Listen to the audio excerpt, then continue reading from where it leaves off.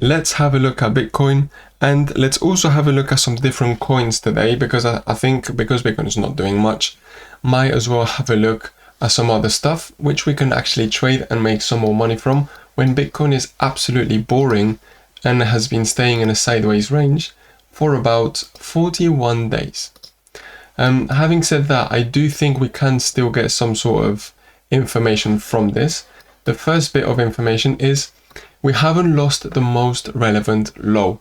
You might say, what is this relevant low? Is this one? Why? Because it was where the latest highest high happened. This was the birthplace, was the pivot point where our most recent, most important higher high happened. If I now trace a line horizontally like this, you can see we haven't lost it at all. That's the price point of 62,500.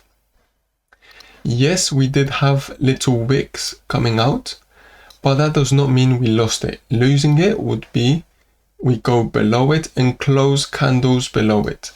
That has not happened yet. In fact, we actually went long down there and we got a fairly decent move up. In fact, as well, we went short up here. And now we've fully closed our short, and now we are in a long as well. We're holding a long from around this area. Let me zoom in maybe on the 1 hourly time frame, and then we can start to see you've really only need 2 lines in your whole chart of Bitcoin. You don't need much more.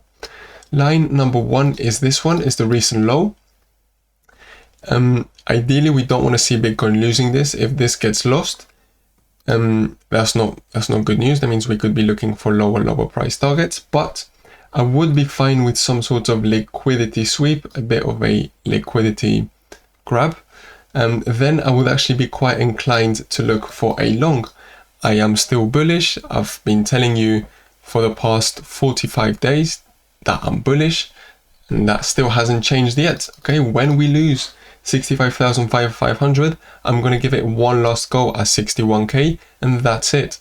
Until then, I'm still going to be bullish, okay, because no major structure has changed on the bigger time frames like the 4 hourly time frame, which is the one that I'm basing myself on.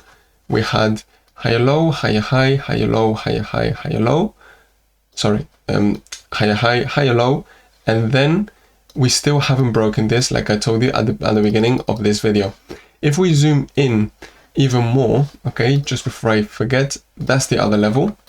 This is where we went short, which we fully closed, and now I would be expecting some sort of a push up until around this area, which is 65,300. Am I gonna go short again here? No. Why? Because I made money from it once. I think if we go back around this area, is going to be to break it up and to finally go to the area which we have been talking about for so long of $69,000-$70,000. That's where I think the price of Bitcoin is heading. If we zoom in even more, okay, this is why I've personally created a 6-hour course, which I give you access to completely for free. And I show you some concepts which is not like the sort of things that you see in those courses that you buy and that you're paying for. That is like you can only use this on a 1 hourly time frame on Bitcoin and that's it. No, I show you things that you can use on any time frame, the 15-minute, the daily, the one minute, and if you're a bit of a lunatic, you could probably go down below the 1 minute time frame and trade them things as well. What did I say? I said there's an accumulation process going on right here. Accumulation or distribution process, at least from my point of view. I do think that at some point we are going to be breaking up. So where would it be quite interesting for you to look for a long? Down this area. You don't really want to look for a long around here. That's quite silly. I do think as well, if you zoom in a lot more, let's say potentially on the 5-minute time frame, you can see the very similar pattern. This is what? This is an accumulation process. This as well is an accumulation process. And if you're really bored and you've got a lot of time on your hands, you can trade these things. Okay, you just need to use quite high leverage and a lot less money than you would for a 4 hourly trade, but you can still trade using these concepts that I've been showing you in my course that you get for free. Having said that, really, there's not much more I can say to you, and I'm not going to try and see if there's any more information I can draw out from Bitcoin. There isn't. So what are we going to do? We're going to have a look maybe at some other coins.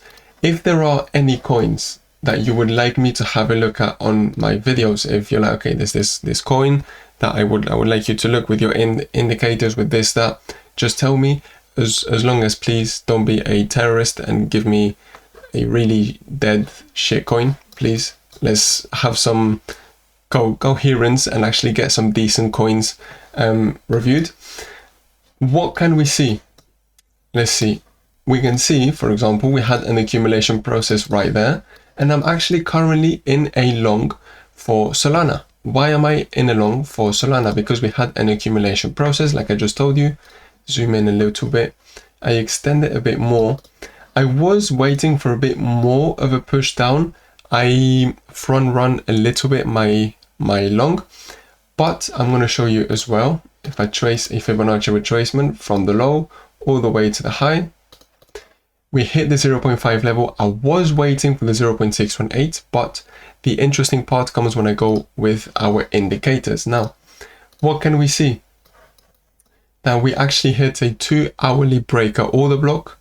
We were very close to the 4-hourly fair value gap. We were really close to a 2-hourly fair value gap. We had the little yellow dot. The smart trend is green, and we had a little bit of money flow. It was given to us, okay? This was a fairly good place for us to go long. What did my long look like? Something like this on the 0.5 with my stop loss on the other side of this fair value gap.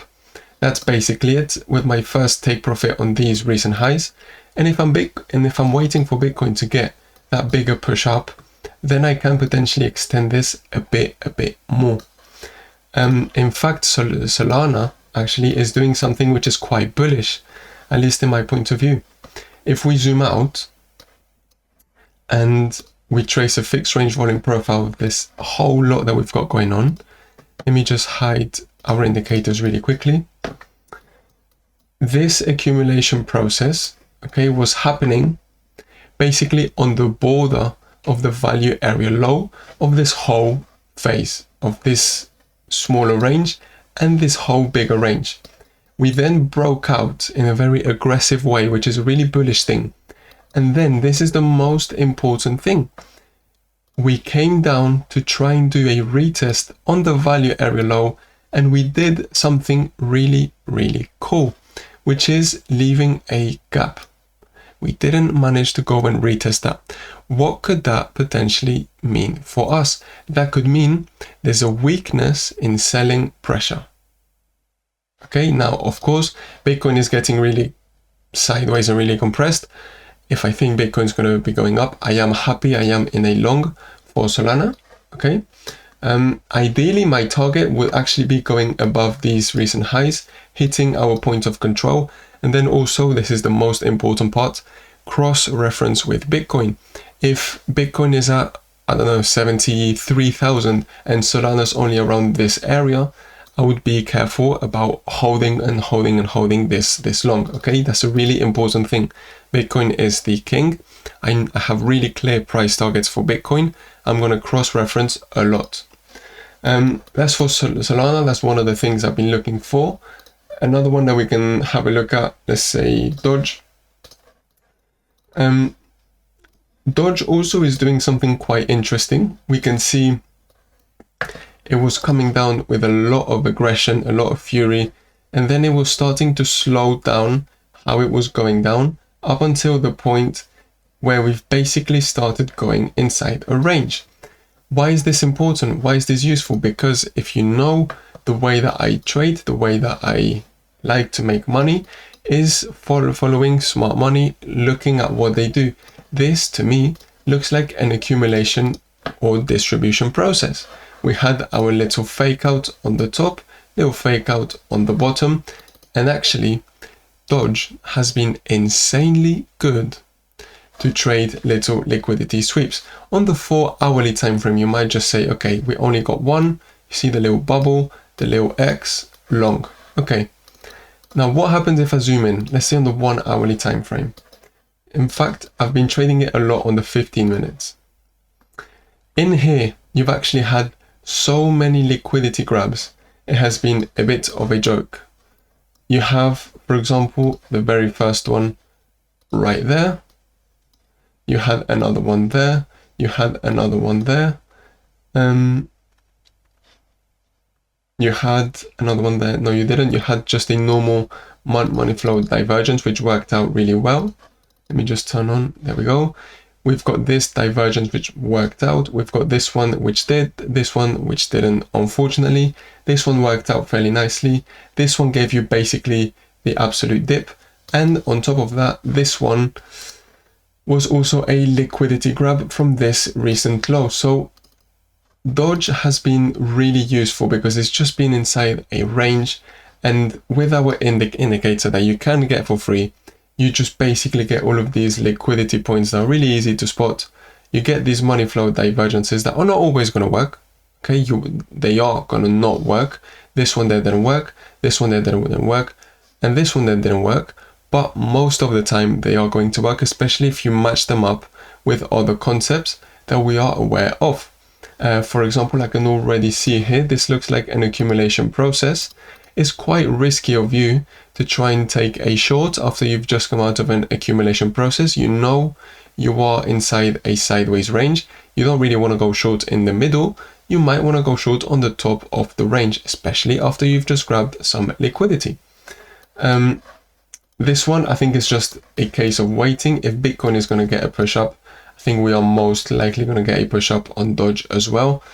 Another one that's been quite good is BNB, has been behaving incredibly good, has had actually a very nice push up after coming out of an accumulation process.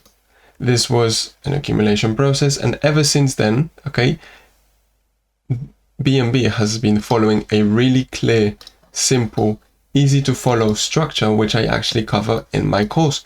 It's nothing crazy, it's nothing scary, okay? Maybe on the 4 hourly time frame we'll see it better. From the low all the way to the high, 0.618 level, you were making higher lows on price action, lower lows on the RSI, long. Next one, we can just extend this a little bit more up and then pull this like this. What did the price do? The price came down exactly to the 0.618 level, more or less on the exponential moving average, lower lows on the RSI, higher lows on price action, a little bit of money flow, smart trend is green. You know, it was a really good place for you to go long, okay? Again, this divergence actually worked out fairly nicely. It's just a bit scary for you to take it because you're trying to fish a top, although I will say you did get lower highs on the RSI and higher highs on the price action. On top of that there, you could have had a little front run. Let me just have a quick look. 0.5 level would have been hit. I would have maybe waited for the 0.618, especially because we weren't quite oversold yet on the 4 hourly time frame, but you basically get the gist. Okay, that's how I've been trading. Those are the things I've been looking for when I've been trading these different coins. Again, you can see these divergences, they're not always going to work. What works really often, really nice, is going to be these liquidity grabs. Little bubble, little X, long. Little bubble, little X, long. Bubble, X, long. Like, it's a really simple concept, but it's quite hard to miss. You're not always going to be zooming in and then tracing a bunch of lines. Okay, I've got this recent low, I need to see if this is... No. With our indicators, you can just straight up see where the line is. You even get these little bubbles and these little, you know, things that show you when liquidity has been officially grabbed, and you basically just take your trade and that's it. I think I've made a video telling you exactly how I use it, how to set it up, and all of that stuff. So if you really want to know, have a look at that video. Also, I am making a little series of videos in which I go into absolute detail of everything I know about smart money concepts, how I use accumulation and distribution ranges, how, most importantly, I use a fixed range volume profile to get an insane amount of data, because I think people are using it wrong, especially when it comes to crypto. You don't see many people using fixed range volume profile in crypto the way that I show it. And having said that, I'm just going to give you one final word of advice. If you actually want to get better at trading, if you actually want to learn, and if you actually want to use some indicators which are going to make your market readings a lot quicker and a lot easier, click the link in the descriptions box below. You can get them for free, like I told you. It's going to take you to our Telegram, where you send a message to my support team, tell them you want access, and you basically just get it. Okay, so having said that, I'm going to thank you very much. I hope you're having a lovely day. Let's hope and pray tomorrow is going to be a bit more of a volatile day, and we can get a bit of a different market reading, because I'm running out of things to say to you if Bitcoin doesn't move. Thank you so much, and bye bye.